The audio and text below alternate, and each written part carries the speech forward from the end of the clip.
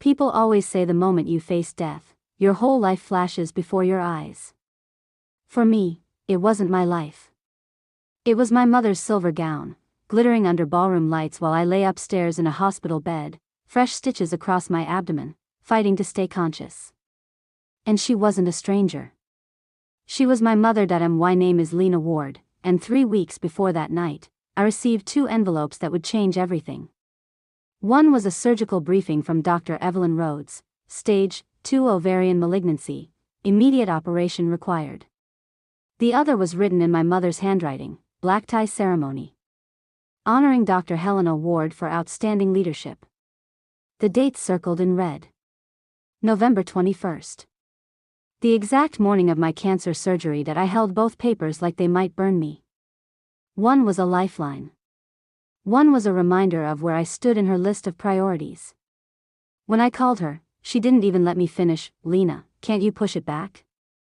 This ceremony is the pinnacle of my entire career. Mom, they're removing my ovaries. Waiting isn't safe. She sighed, irritated. You're being dramatic again.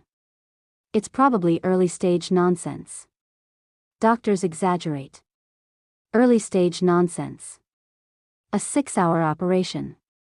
And she called it nonsense. The night before surgery, my best friend Jonah slept on my couch because my hands wouldn't stop shaking. My sister didn't call. Dad sent a single thumbs up emoji. Meanwhile, Mom posted a photo of her gown online, silver, shimmering, captioned, "Tomorrow, we celebrate the future of medicine." Not a single mention of my surgery. At 5 a.m., Jonah drove me through fog-soaked streets to Westbridge Medical, the same building where her ceremony would take place that night. In pre-op, the nurse scanning my chart paused. Cancer resection, and you don't have any family with you? My mom works upstairs, I whispered. Doctor Rhodes came in with her calm, unwavering voice. Lena, when you wake up, the tumor will be gone. She had more kindness in her voice than my mother had shown in weeks that I went under anesthesia thinking about my mother's last message. Please don't bring your negativity into my night. When I woke, pain wrapped around me like iron. Jonah sat beside me, gripping my hand. Downstairs, music floated through the vents, soft, distant. The ceremony had begun. I watched from my window as polished cars pulled up and people stepped out in gowns and suits, and then I saw her my mother, smiling. Glowing. Effortlessly alive, while I could barely breathe. Jonah checked his phone. You want to see what she posted? I nodded. There she was, holding her award, surrounded by hospital board members. Caption, surrounded by my true family tonight. Someone commented, where's Lena? She replied, just a minor health errand. Nothing serious.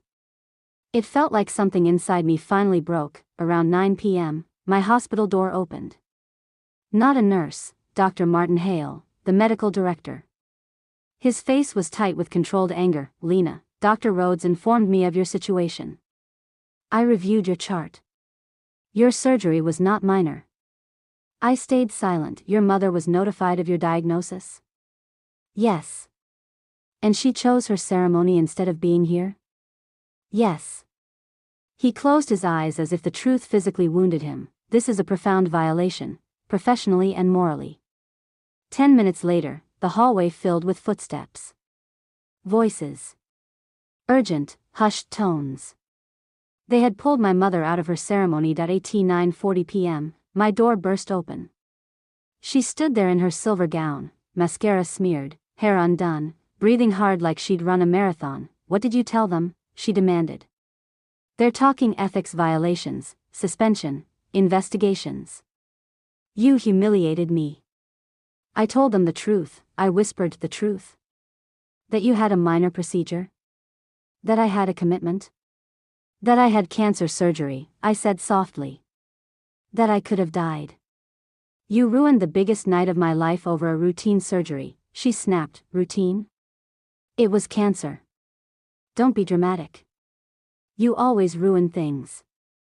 Dr. Rhodes stepped into the doorway. Dr. Ward, leave. Now. She's my daughter, my mother hissed, and she is my patient recovering from major surgery, Dr. Rhodes said. Leave or I'll call security. My mother glared at me like I was the person who had ripped her career apart. Then she spun around and stormed out, silver fabric whipping behind her. Within days, the story leaked: doctor celebrates promotion while daughter undergoes cancer surgery upstairs. Ethics blogs exploded. The hospital suspended her.